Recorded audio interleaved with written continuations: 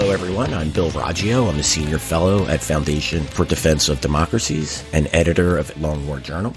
And this is Generation Jihad, the podcast that covers what used to be known as the global war on terror. We look at everything that's happening, or try to, in the vast global landscape of jihadist activity. Joining me today is Caleb Weiss. He's a contributor to the Long War Journal, my expert on Al-Qaeda and Islamic State and everything happening in Africa. And he is also a senior analyst at the Bridgeway Foundation. Caleb, thank you so much for joining me yet again. Yeah, thank you so much, Bill. Always glad to be here. Yeah, it's great having you on. Today we're gonna talk about two things. Al-Qaeda has yet to announce its leader, new leader after the U.S. killed Ayman al-Zawahiri. We should have had something within the last month, and that hasn't happened. Caleb and I are going to quickly go over what we think's happening there. Why hasn't this been an announcement been made public, and what are some of the things that could be preventing this? And then we're going to dip our toe into the cesspool that is the jihad in Somalia. Caleb and I have been following that closely, and it's really been a big focus of what we've been writing on the last month or two. Would you say that's correct, Caleb? I'd say that's correct. I mean, in terms of like what's going on in Africa, besides the mess that's in the Sahel, Somalia is definitely where everything is sort of popping off right now, for lack of a better term. Yeah, no, right. Things are blowing up in Somalia, as pun intended, and not a good one at that. We've always described Shabaab, which is Al-Qaeda's branch in East Africa, as the Taliban of Africa. I think they're the best organized, most cohesive, and most effective of Al-Qaeda's organizations at this point in time across the world. They have, effectively suppressed the Islamic State's attempts to usurp the jihad in Somalia. They've remained organized in the face of multiple offensives against them. And we'll get more into that as we talk about Somalia. But it's definitely, this is one of the areas where I think if the next emirate within Al-Qaeda's plans for a global caliphate, I think Somalia would be my choice of where we might see Al-Qaeda might see some success. But first, let's talk about Zawahiri. Zawahiri was killed by the U.S. in a airstrike, most likely a drone, in Kabul, in the capital of Afghanistan, at the end of July of this year. He was being sheltered by Sirajuddin Haqqani, who is the head of the Al-Qaeda linked, allied subgroup, however you want to describe it, and it's a faction of the Taliban. Sirajuddin is, of course, one of two deputy Taliban emirs, the other being Mullah Yaqub, the son of Mullah Omar, the founder of the Taliban, and Sirajuddin also serves as the Taliban's interior minister as well. So this was certainly some bad press for the Taliban. The Taliban at first denied that Zawahiri was there, and then they said they're investigating, and then they've said nothing. That investigation is going on and on and on, and I don't expect that we're going to find an answer. And as I mentioned earlier, Al-Qaeda, typically there's a mourning period where they take their time to meet up. The senior leaders gather, they vote or decide on who the new leader is. Then typically what they do is issue a eulogy for their dead leader and then announce the new leader at the same time. This is the typical process. Is that correct, Caleb? That's what you've witnessed over the years of following this? Yeah, I mean, for sure. And definitely basing this off of what happened after bin Laden was killed. It was a process of roughly a month and a half before they announced a new leader. So typically it would be a long period, but we're definitely beyond that for sure by this point. Yeah, exactly. We're, end of July, end of August, end of September. We're midway, so we're 2.5 months. We've seen this process play out when they're emirs of their local branches, or the regional branches, what people call their affiliates, AQAP in Somalia, right? We did AQIM. That's typically what we have seen. So, so the real question here is why? Why has Al-Qaeda taken its time to announce its new leader. It is important for Al-Qaeda to, show the flag, to show the world, and to show its membership that it is remains a cohesive organization, that it has leadership, that it's able to select its new leadership. So, Caleb, what do you think some of the things are going on here? You and I had an interesting conversation. It was just last night, and I thought this was something we should share with the listeners. Oh, I think so too. I mean, personally, I think you agree with this too. Is like there's potentially 3 different options, or probably 4 actually. None of which are mutually exclusive. I mean, they all kind of go hand in hand. But, just going down the list, I think one is definitely the security protocol that Al-Qaeda is following.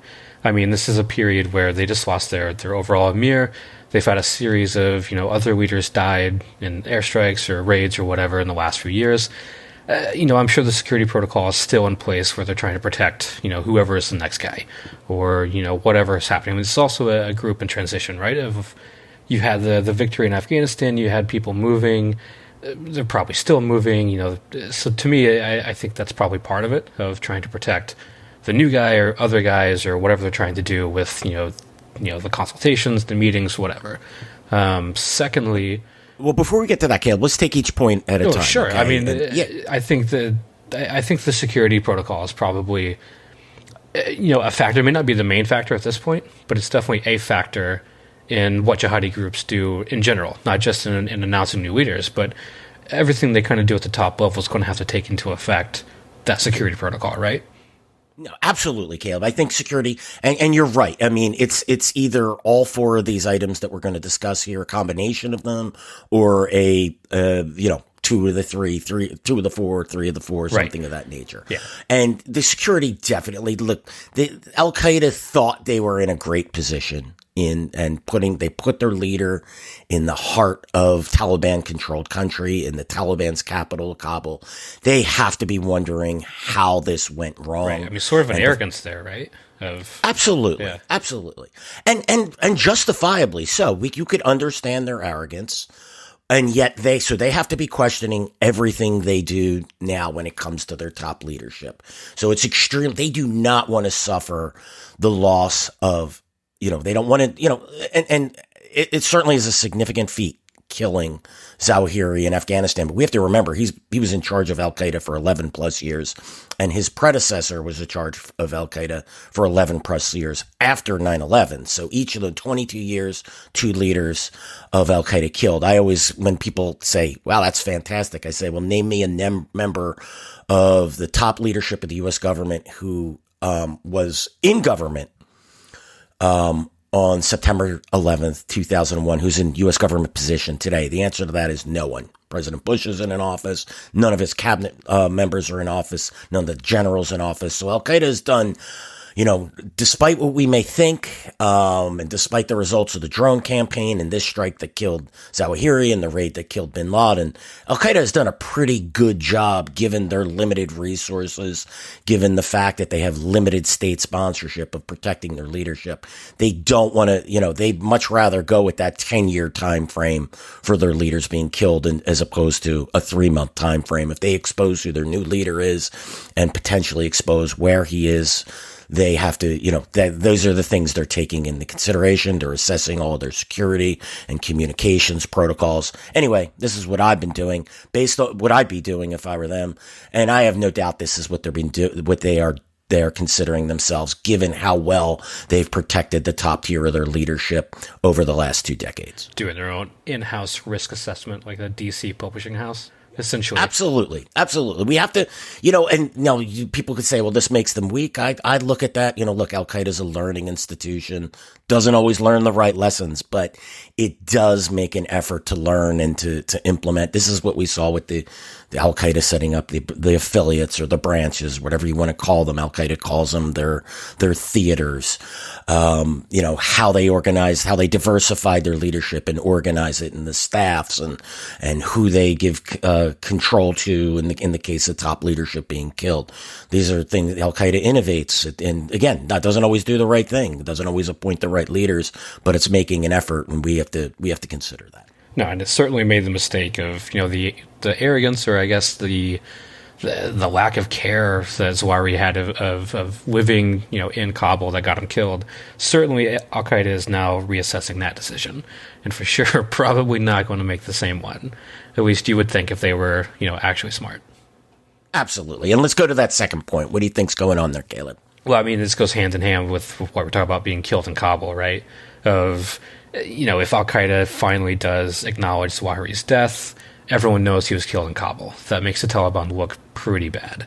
And Al Qaeda is still wanting to celebrate the victory that they had with the Taliban. They want to make sure the Taliban government, stands up, make sure it's successful. By acknowledging this, it puts the Taliban in a really bad place. Yeah, and so some context for that for the listeners, right? The Taliban, as part of that deal that it signed, which was really the withdrawal deal with the U.S., it claimed that it wouldn't support al-Qaeda, that it wouldn't allow al-Qaeda leaders, or really it said foreign terrorist organizations wouldn't be sheltering in Afghanistan. Zawahiri being killed in Kabul at a safe house run by a friend or a member of Sirajun Haqqani's leadership, certainly is a bad look for the Taliban. It gives the West. I never understood this because that deal was really dead on arrival. But it's the Taliban likes to hold it up and say we're living up to our end of the bargain. You aren't, and it's claiming the U.S. wasn't by conducting that strike. Right. I mean, if anything, the deal just gave the Taliban unwarranted legitimacy, which is what they want, which is what they're still trying to hold on to. Exactly. And so the Taliban don't want Zawahiri's death to be used against them. This is why it's dragging its feet on its, putting the word in quotes, investigation into Zawahiri's death. You're never going to get any finality on that. So that, the Taliban doesn't want, so what I suspect is happening is, and we know the two confer, right? So why was Zawahiri in Kabul to begin with? And don't think that he was the only al-Qaeda leader that's in Afghanistan. If he's there, members of his staff are certainly there, and other al-Qaeda leaders we know are certainly in Afghanistan. So they're conferring, they're trying to figure out a way to make this not look so bad for the Taliban. What I suspect will find up happening once, if the announcement is ever made public, that there'll be some type of vague announcement that Zawahiri was killed in the Khorasan region or in the Afghanistan-Pakistan region. Same thing. And might be vague on the details of his death. They might lie and say that he died of old age. They might claim he was killed in a counterterrorism operation and be very vague about how he was killed. That's certainly a possibility. What do you think about that, Caleb? Yeah, I think if they're going to announce it or acknowledge it, that would be the route they would take. It seems less dangerous and, wouldn't be able to really strike at the legitimacy they're going after in that. I mean, of course, the U.S. and others will be able to, but to them, it would make sense to do that to downplay sort of the central locality of where it took place. Yeah, I couldn't agree with that more. And look, al-Qaeda would like nothing more than to say that he was killed in Kabul and killed in a U.S. airstrike. They revel in that, right? Remember, their leaders don't retire. They don't join corporation boards. They don't, hit the links and play golf all week. They either die of old age or die in a military operation, and they celebrate this. They would love to say that he was killed by the U.S. in Taliban-controlled Afghanistan, but this is part of the arrangement between the Taliban and al-Qaeda. They're going to work together to further each other's ends, and in this case, the Taliban's legitimacy, again, that word in quotes, not, but the Taliban, wanting to hide this takes preeminence over al-Qaeda's desire to publicize his death for their purposes. I mean, at this point, it's de facto legitimacy. I mean, we've already given that to them. They're doing diplomatic deals with so many different countries. I mean, the U.S. is still basically engaging with them. For all intents and purposes, the Taliban is the quote-unquote legitimate government right now. Yeah, I couldn't agree more. When I say put it in quotes, one of my bugaboos on this is that you keep reading, the Taliban seeks legitimacy in the blah, blah, blah. The Taliban doesn't seek it. They desire it, but but it's being given to them. It's not, and they recognize this. So the Taliban doesn't struggle to, it's not going to do things like allow girls to go to school and take away the burqa, things of that nature, in order to placate the West, in order to get desired legitimacy. It takes its legitimacy in things like that peace deal and the government's coming to them. Let's move on to the third possible angle. And that one I think is interesting, with Saif al-Adil, who being the possible successor and where he may be. Talk to us a little bit about this. Right. It's not even just Saif al-Adil. I mean, if the new successor is, Abdurrahman al-Maghrebi, he's also supposedly in Iran. I mean, either way, both of these dudes being in Iran puts Al-Qaeda in a weird place, especially in terms of overall legitimacy. Again, that word legitimacy, but legitimacy for the global jihad. You have two of your most senior leaders, potentially your new overall emir, being based in a country that is ostensibly, the second biggest, enemy after, America. That puts, certainly cannon fodder for the Islamic State to go after Al-Qaeda of, your emir is now in Iran. How could you proclaim to be leading the global jihad? But also just in terms of Al-Qaeda supporters, which I go back and forth on this one of there's no way that people in Al-Qaeda currently don't already know that they have senior leadership in Iran. It's been an open secret for a long time. But at the same time, I mean, new recruits, other potential people that could be, pro-Al-Qaeda or whatever, could find fault in that. And that puts Al-Qaeda in definitely a weird position to acknowledge that our leader is now, ostensibly based in Iran. Yeah, absolutely, Caleb. And this is one where I think and I'm a little surprised that the Islamic State doesn't take more advantage. I mean, they do sometimes. It's very underscored because it's in Naba and in Arabic. It's not, the flashy English language stuff anymore. But they definitely go after it.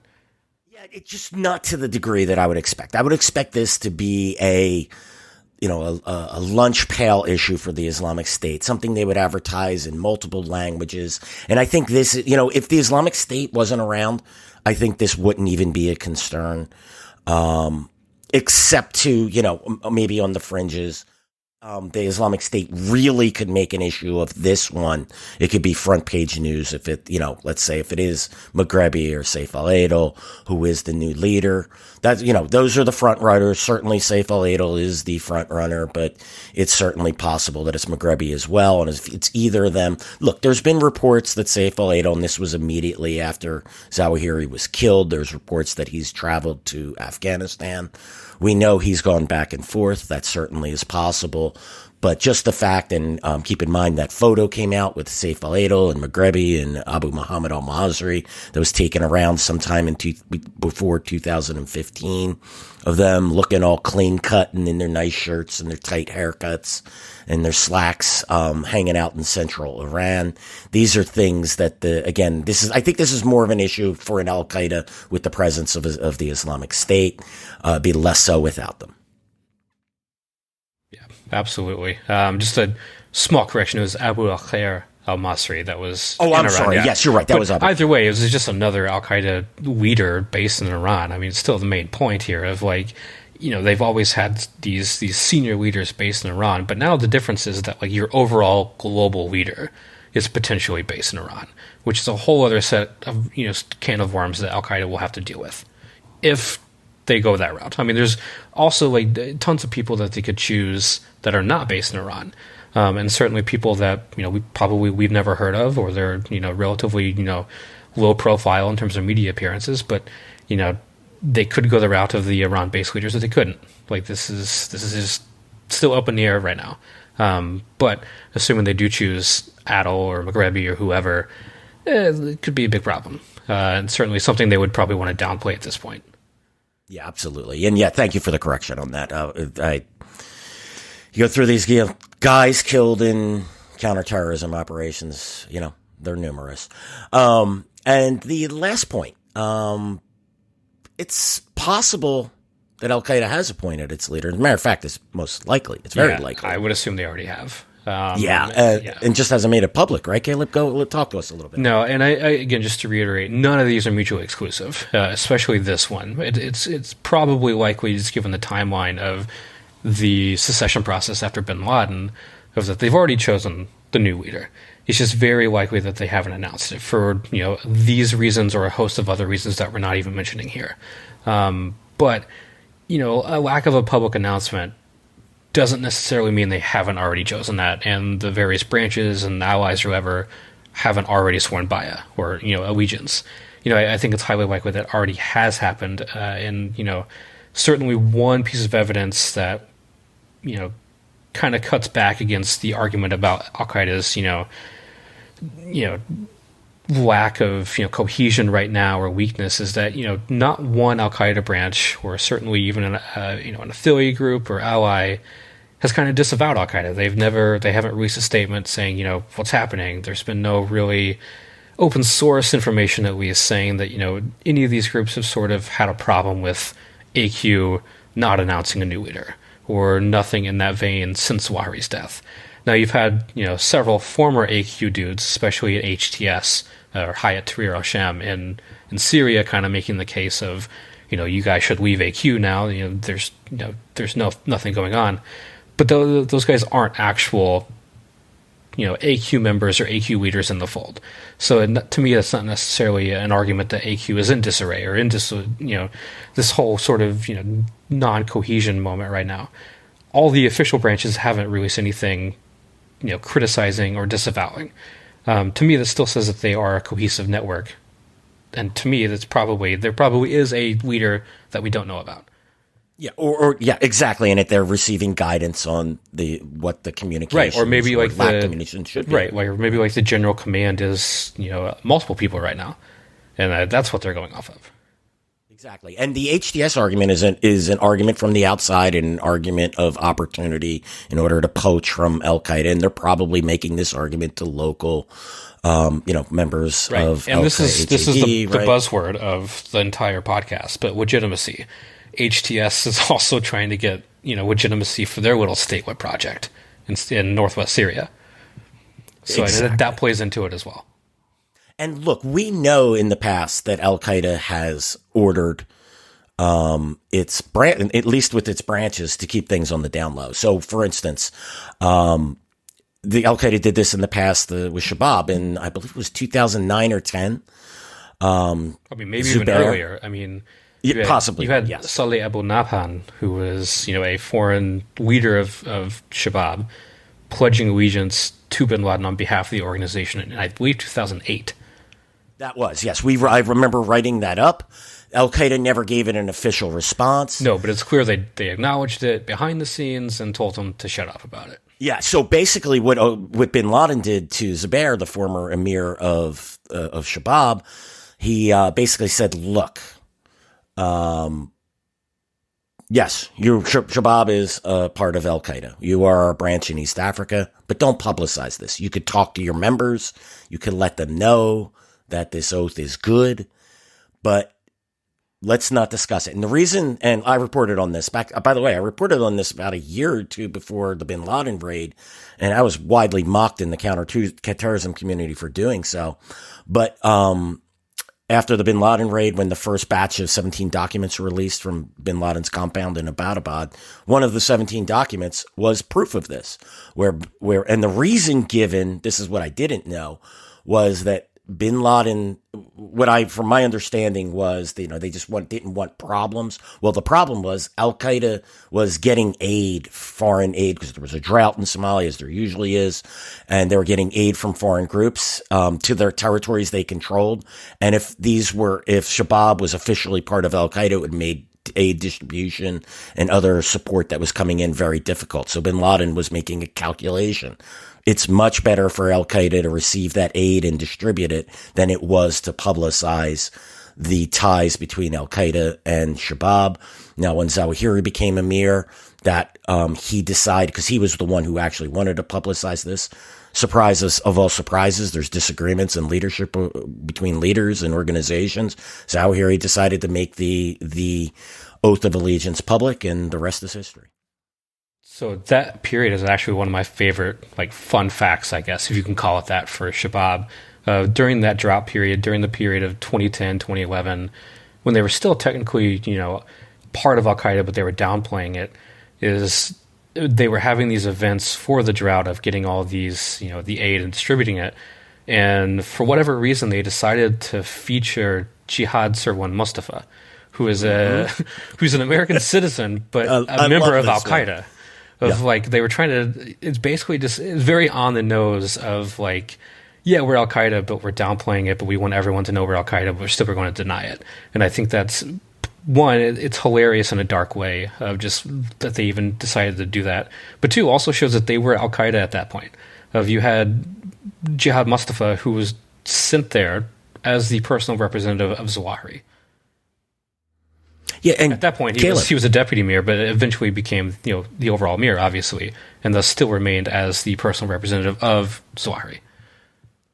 And by the way, he's still out there. We don't know.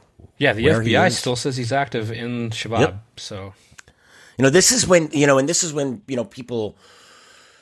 You had mentioned earlier, and I wanted to hit on this. We don't know. Maybe it's someone we don't know, or who is an unknown who becomes the leaders. Guys like this, you and I know about. There's guys that we don't know about who may be just as effective within the organization that can rise to the leadership. So, Caleb, let's move on. I think it's a great discussion on the possibilities. You have anything to add to this before we head over to what's happening in Somalia now? No, I think we've hit it all. Yeah. So, going off of, I felt it was a good way to get over from the Al Qaeda's leadership to what's happening in Somalia, noting that part there, that piece of history where Al Qaeda suppressed the ties intentionally for its own gains. Now we know it's been a decade plus since those ties have been made public after the death of bin Laden. Shabaab's been, again, I think one of the most effective and one of the most active of Al Qaeda's branches. It's extremely difficult to suppress. It's very effective at negotiating the local politics and clan politics of Somalia. But Somalia's trying to fight back. And Caleb, tell us about this offensive that's been underway. Why is it happening and what's happening? Before we get into that, I want to talk a little bit about what you just said about very good at kind of manipulating the local clan politics of Somalia.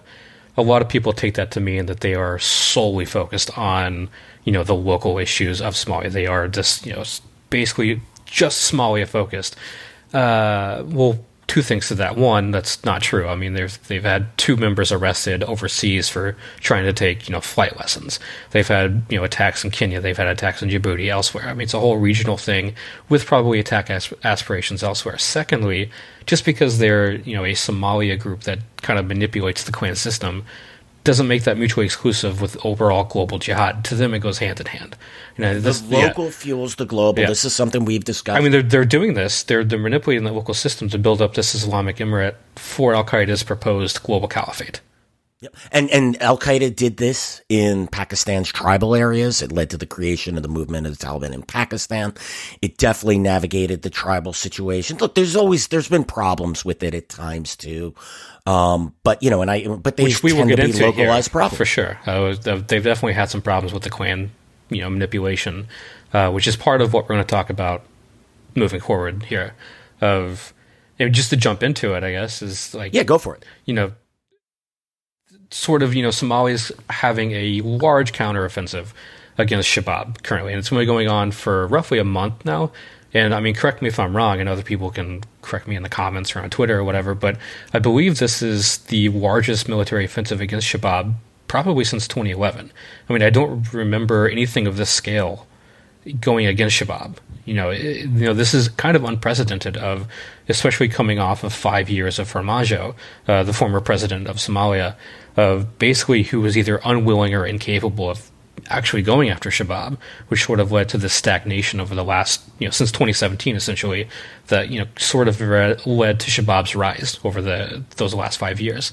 But anyway, so in mid-September, so last month, Somalia started this counteroffensive against Shabaab, sort of after Shabaab did a large hotel siege in Mogadishu.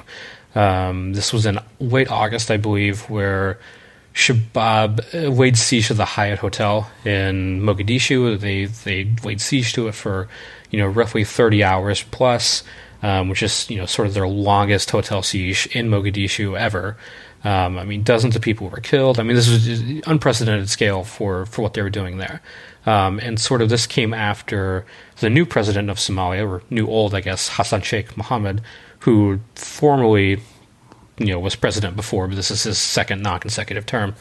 He came into office, and I think Shabaab sort of did that hotel siege as a challenge to him, I think, of, your predecessor didn't do anything to stop us. Let's see what you're going to do. So they did this attack, and to his credit, Hassan Sheikh took him up on it. After the hotel siege, he vowed to defeat Shabaab in 1 year, which personally I think is too over optimistic.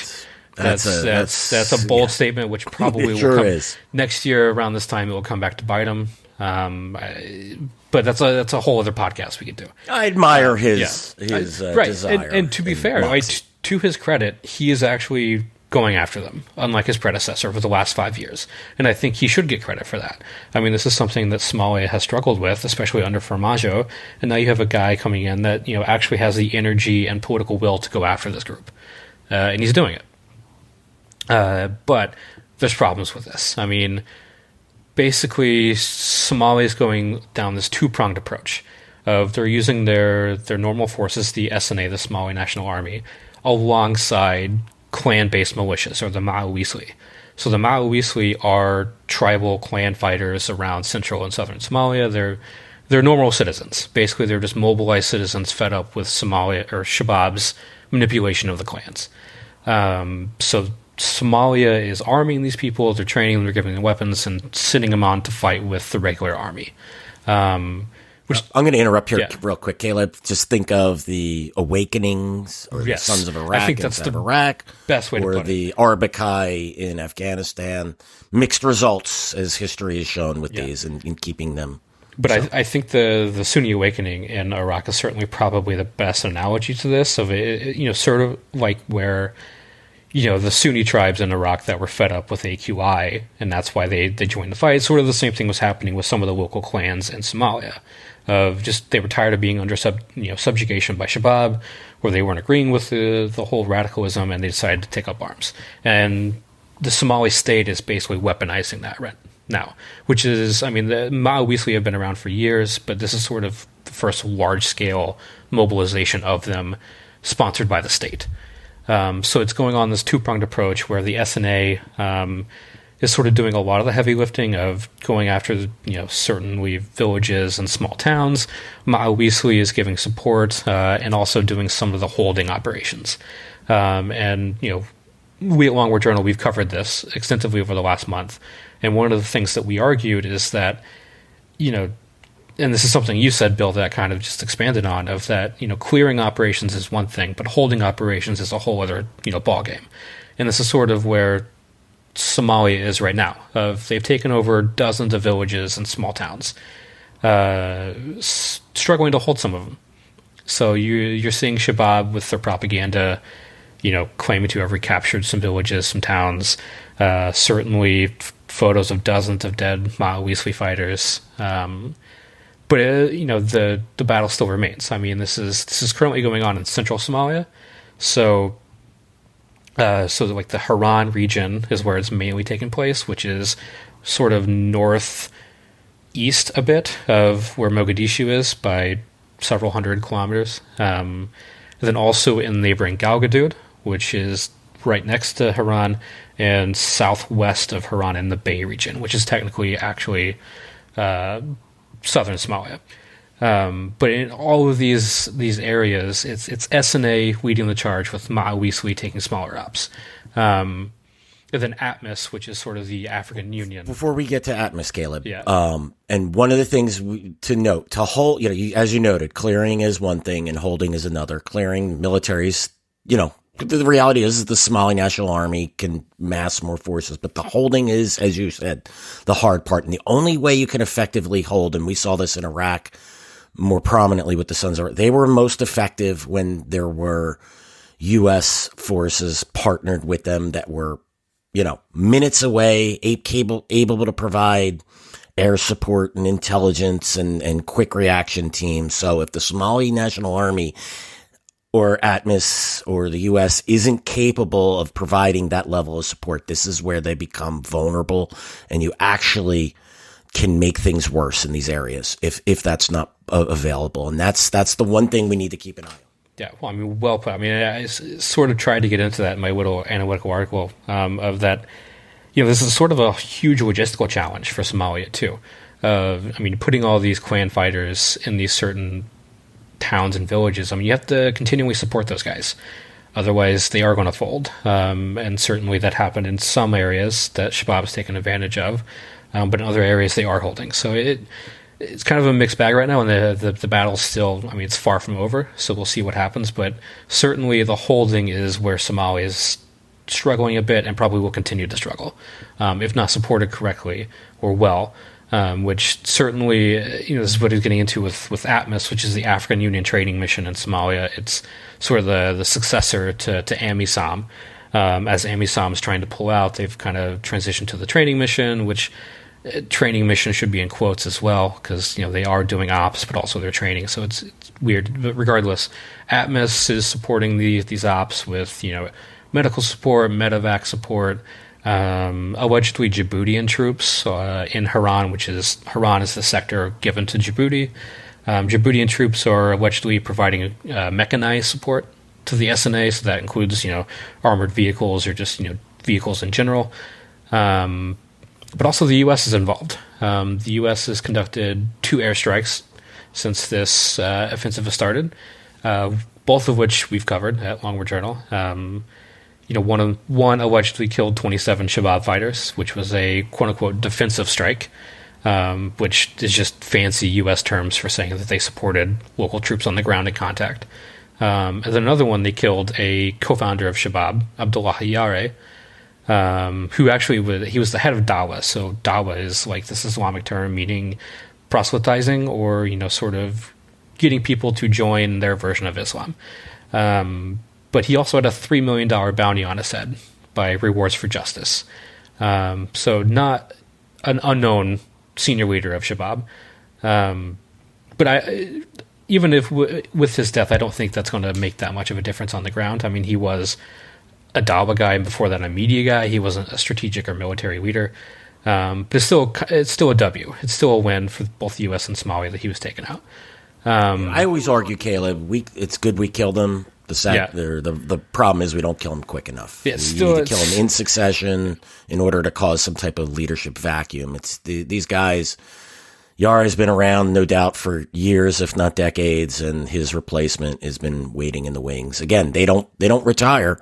They don't hit the golf course. They don't, they either get killed in military operations or they die of old age. Yeah, for sure. And sort of with the U.S. airstrikes, it sort of gives the implication that they are more than likely involved in other ways.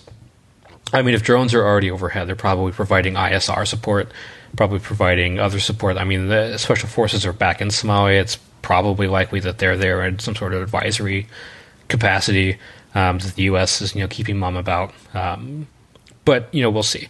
Either way, the U.S. is ostensibly supporting it along with the African Union. ATMIS is also sort of creating these JOCs, these Joint Operation Centers, to better coordinate with the SNA. So, I mean, this is a large-scale thing that's getting the support of basically not only the clan fighters, but the whole array of, international support for the Somalian army, or military, rather.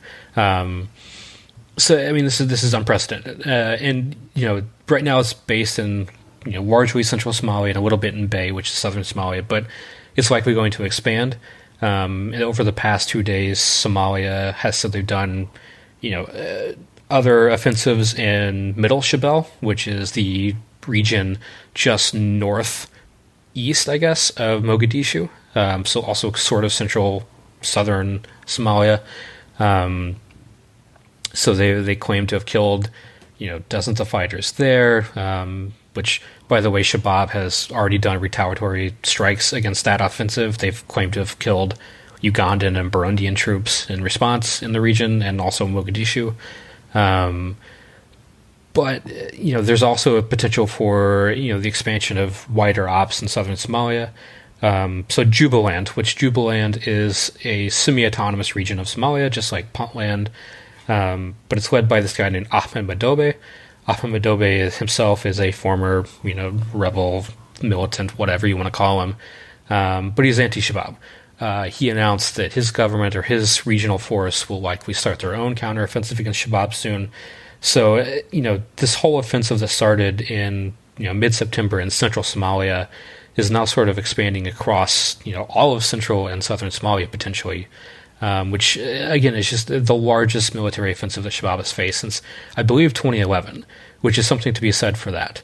Of that they haven't had to face this in a long time, and now they are. So it's important to see where or how Shabaab is going to respond to this and how effectively they're going to respond to it.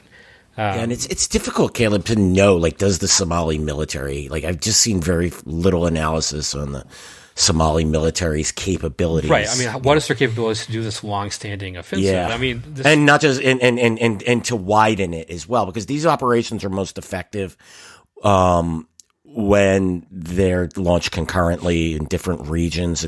Which is what they're trying to do, right? Take away the ability to regroup and get support from elsewhere. But that to me is the big, that's like the really hard part to know about all of this. No, and I'm not smart enough to know about the SNA's, logistical capabilities or, certainly their long-term planning. I don't know. But I do know that they are, ostensibly trying to compensate for any lack that they do suffer in those facets of, this is why they brought in the Maowisley. This is why they're trying to get Jubaland's regional force, which is a separate military force from the SNA, involved. So certainly trying to not only expand the geographical scope, but the actors involved alongside them fighting against Shabaab, which I think is probably trying to compensate for what you just said of like the lack of capabilities of this. So certainly they've thought about it. Now, how that translates to what actually happens on the ground, I don't know. But what's Shabaab's response to this offensive? Yes, they've had several responses, I guess. After Hassan Sheikh made his original vow to defeat Shabaab in 1 year, Shabaab actually released a video where their main spokesman, Ali Rajeh, kind of had a cheeky response to that of saying that we accept your challenge. Verbatim, that's what he said in Somali, is we accept your challenge, and we will face you head on. And certainly Shabaab has.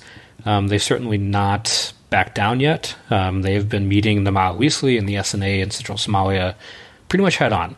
Now they've done tactical retreats, especially from larger settlements that they wanted to conserve manpower, but some of those they've already retaken. And certainly that tactical retreat is something Shabaab is notorious of doing, and they're also very good at that. This is what they've done in Mogadishu 3 times in 2006, 9, 11, preserving their overall forces, and then they just expand elsewhere. So that's certainly a possibility. But for the most part, Shabaab is pretty much meeting them head on, which certainly says something about Shabaab's capabilities and their overall manpower, right?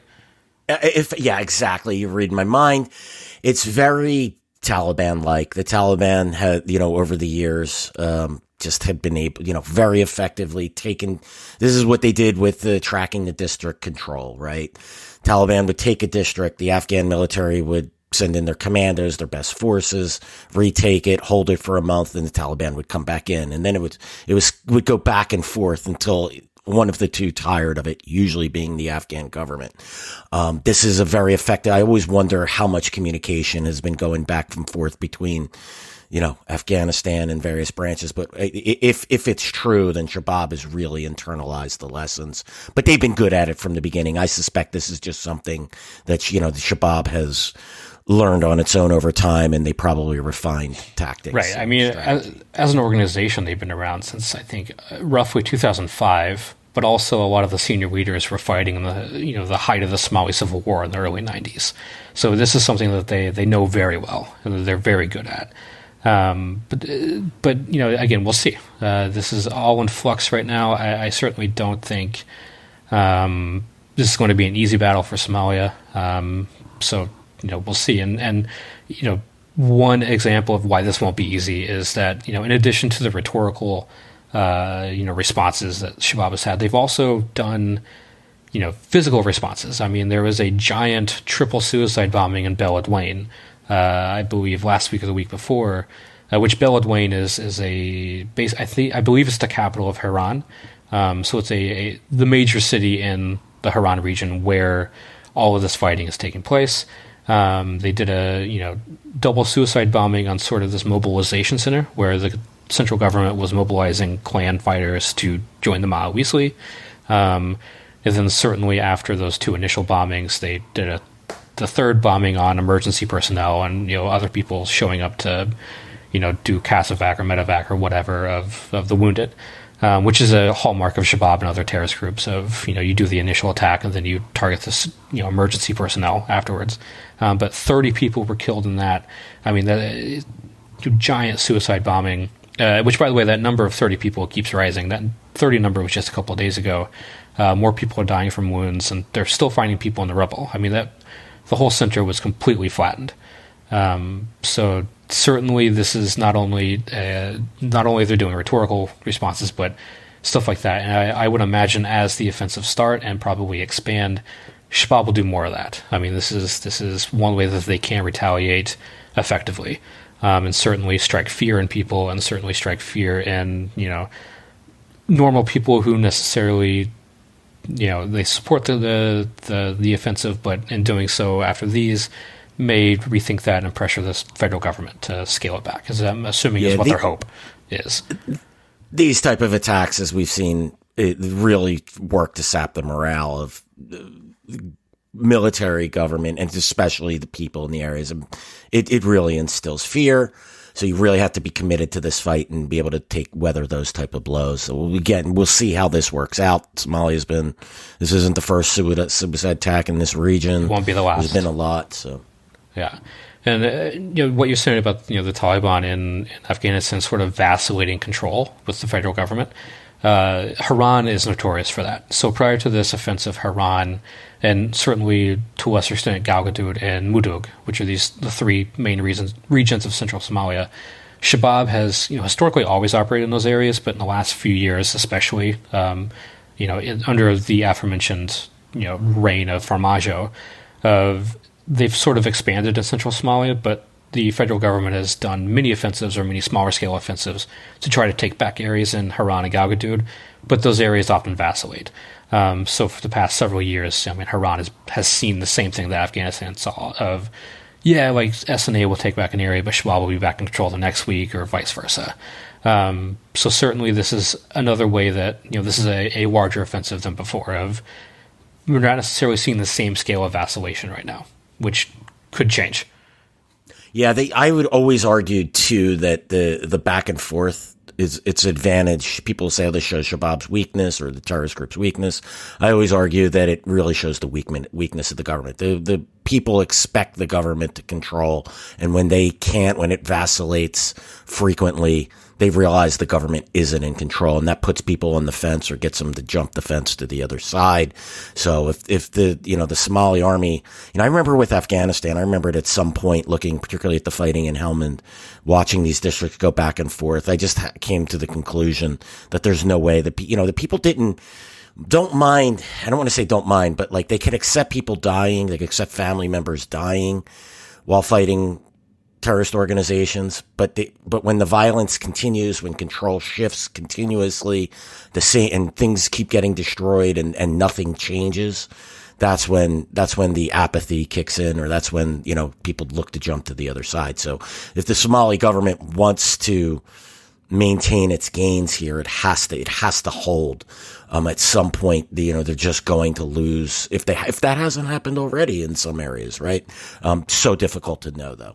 Right. I mean, this is also, getting into what you're saying about, the drop in morale of certainly not only the suicide attacks and this lack of, the vacillation contributes to that, of also like the propaganda battle that's going on right now. Which, Shabaab has shown dozens of photos that killed Maowisli, killed SNA troops. Those are obviously meant to degrade the morale of both of those forces, meant to show, family or whoever that, your sons are dying. I think that's also going to be effective for Shabaab of weakening the morale, to the extent of which I don't know, but that is another way that they are responding to this. And certainly the federal government of Somalia is also going on their own propaganda spree of they're putting out, sort of ridiculous numbers of killed Shabaab it's certainly possible that they killed 90 one day and 100 the next day, but to me that seems ridiculous when they weren't before. And of course I know this is a larger offensive and more people immobilized, but those are just, they're sort of too large to be believable, if that makes sense. Oh, it does, Caleb. We've seen this time and time again. We'll call, I've seen Afghan math and Iraqi math, and this is what we'll call Somali math. Maybe divide it by 5 or 10, and you might get the real number. Right. Like, I'm not saying they aren't killing a lot of Shabaab fighters, because they are, but to me, it's just it's not believable at this point. And I don't want to take away any potential victories of the federal government, because I definitely support them in this fight, but to me, it seems like that's one way that the federal government is doing propaganda. I always dislike the body count arguments, too, because if you claim you're killing this many and then you still can't assert control, at some point that works against you. It's a double-edged sword, right? Sure, you want to claim high success rates, but one, it kind of underscores or kind of attacks your troop estimate for what you said earlier. That Shabaab had like 7,000, 12,000 fighters or whatever. But if you do the math, or someone will do the math on how many people they're killing a month, it adds up. This doesn't really, you might have not been telling the truth on what you think Shabaab is, or maybe they didn't know how large Shabaab is. Another way is that, let's say that gets to a point where they start claiming to have killed more people than what they've originally said Shabaab was. So now you're implying that they replenished their ranks, which is not the W that you were looking for, because that implies that you don't have the capability to stop that large of a recruitment drive. So numbers estimates or the body count argument is not a good one, regardless. But I understand why they're doing it, because it's a route of propaganda they could easily take. Which, the federal government's also doing more than that. They're going on like a banning spree right now of propaganda accounts, or what they claim as propaganda accounts. Certainly, a lot of them are Shabaab propaganda accounts being banned in Somalia, but others are potentially caught in the crossfire. Because the language that the federal government put out, which they put out a statement saying that based on Somali laws, anyone who shares Shabaab propaganda is violation of our Terrorism Act. So basically, it's kind of worded in a way that even if we were to do another article where we used, Shabaab photos or something, we could potentially be banned in Somalia because we were technically sharing the propaganda. But, on one hand, again, I get it. They need to shut down some sort of avenue for Shabaab to spread the propaganda, but if it's too wide, people like us or other journalists or other analysts or researchers or whoever are going to be caught in the crossfire in that, and then it doesn't help your case. Right, we're ultimately on the side of Somalia, but I was just going to say, Caleb. Look, we're banned. Long War Journal has been banned in Pakistan, I think, for 10 years now. It's been so long that I forget, and we wear that as a badge of honor. But it would be pretty sad if we were banned in Somalia when we, certainly support the government of Somalia. We're just trying to get to the bottom of what's happening, and that requires looking at all sides. I don't like the fact that Shabaab may have killed a lot of Somali troops, but that photo evidence is we have to evaluate that type of information. There is value in that. One thing I always go back to is I think it was in 2016, the Al Ade attack in southern Somalia, where Shabaab just absolutely routed a Kenyan base, and Kenya downplayed that for weeks. They denied it. First they denied it, and then they were forced to acknowledge it, but then they downplayed how big it was. And then Shabaab released a video and subsequent photos, and it was just, hundreds of KDF troops. Kenyan armored vehicles was, captured and things of that. It was pretty bad. There is value in looking at Shabaab propaganda when compared to what the government is saying or what these other, forces are saying. Sort of this happened earlier this year with Burundi, of, the Burundian base in Middle Shabelle that was overran. Burundi did sort of the same thing. They downplayed it. They sort of denied it for a bit. But then Shabaab released photos showing that they legitimately captured that base. They killed dozens of Burundian troops that I still think Burundi hasn't given a full estimate of how many actually died there. So this happens all the time. But all that is to say is we're definitely on the side of the Somali government here. We definitely support what they're doing. But there is a value of using Shabaab propaganda in analysis that, given how Somalia is going about this banning spree of certainly people like us and other analysts and researchers will probably be caught in the crossfire and be banned in Somalia, which helps no one. Yeah, it really doesn't. Look, the reality is I couldn't have understood what was happening in Iraq and particularly in Anbar province without looking at Al-Qaeda and Iraq propaganda and understanding what their goals and what they were trying to do and who their leadership was. Same goes with Afghanistan. I know the same how did I understand what the Taliban, how they plan to counter the surge and the subsequent transition and, the Afghan government defending the cities versus the Taliban taking the rural areas. It was from monitoring Taliban propaganda. I know you do the same thing in areas you track, and you've done it in Syria, Caleb, in Iraq, and you've done it in Africa. You have to look at all sides of these issues. No, and I think that's the key word, all source, right? Because a lot of our critics like to say that we just freaking use propaganda or whatever, but no, we're basing that off of other reports. This is all source analysis here of sort of looking at what Shabaab is saying in comparison with what's the government saying.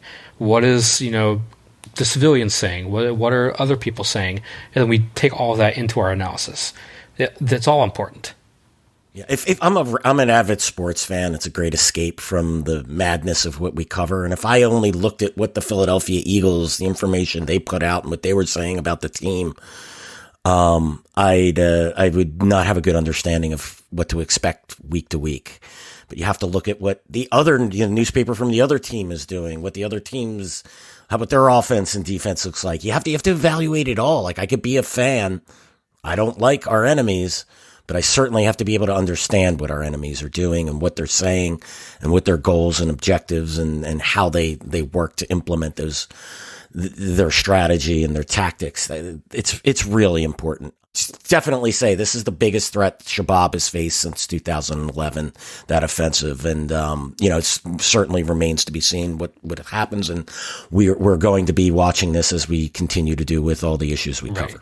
I mean, I think I have two final points, both of them kind of related, in the sense that, as these offensives are happening across central Somalia and likely further in southern Somalia, what I was saying earlier about Shabaab is notorious for these tactical retreats where they leave one area, they show up in another. One thing I'm worried about is, when Jubaland does start their offensive, if they start the offensive, which I assume they will, what happens to Kenya? We know that, Jubaland borders Kenya. We know that Shabaab already has a sizable presence in northeast Kenya. What happens when this full offensive starts in Jubaland? Do more Shabaab fighters go into Kenya, which creates a whole further problem for Kenya? Does the Shabaab insurgency in eastern and northeastern Kenya get worse? Does Kenya start their own offensive against Shabaab inside Kenya? So these are sort of ramifications that people need to be thinking about as these offensives keep happening. And this is not just for Kenya. We know that Shabaab also did an incursion to Ethiopia earlier this year. As these offensive in Haran and Galgaduud and elsewhere continue, which border Ethiopia, do we see more incursions into Ethiopia? And then another thing that I think is important to talk about is, also last month, Shabaab did a suicide bombing in an area of northern Somalia that's disputed between Somaliland and Somalia. So technically in Somaliland claimed territory, but, on de facto controlled and governed by Somalia, Puntland, the northern semi-autonomous region of, this is an area where they really don't strike that often. I mean, this is the first suicide bombing in Somaliland claimed territory since 2018. Certainly this shows that Shabaab is, not only active across central and southern Somalia, but they're also expanding in northern Somalia. So with these offensives elsewhere, do more fighters go up to northern Somalia, creating more problems for Puntland and potentially Somaliland? These are all issues that people need to be thinking about as this offensive continues. Yeah, these types of operations, if this does happen, it shows that the Shabaab's reach can be far greater than the Somali government had recognized. And it creates problems and puts pressure on the Somali government. Does the Kenyan government start pressuring the Somali government to ease off in the south in order to keep problems in eastern Kenya or do they start their own? Like, do they just join in themselves? And that can backfire on Shabaab. So could, because then, right, I mean, you get that pincer movement, essentially Jubaland forces pushing from, the north-south and then Kenyan troops pushing north from Kenya. I mean, this could be a problem for Shabaab if they coordinate that way, which TBD remains to be seen. But certainly something that people need to be thinking about. Caleb, thank you again for joining us. It's always a pleasure to have you on. Yeah, thank you so much. I'm always glad to be here. I am technically the unofficial co-host, but I'm still glad to be a guest. No. Yeah. Let's get you to that official co-host status pretty soon, Caleb. I'm eager for it. That'll be our long-running joke, and we'll have that conversation next year, I'm sure. But again, Caleb, great to have you. Great to get your insights. Thanks, everyone, for joining us for today's episode. Just a reminder, you can find us on YouTube, Apple, Spotify, and anywhere else you listen to podcasts. Make sure you subscribe and leave us a review, preferably a positive one. Thanks again, and we'll see you all again soon.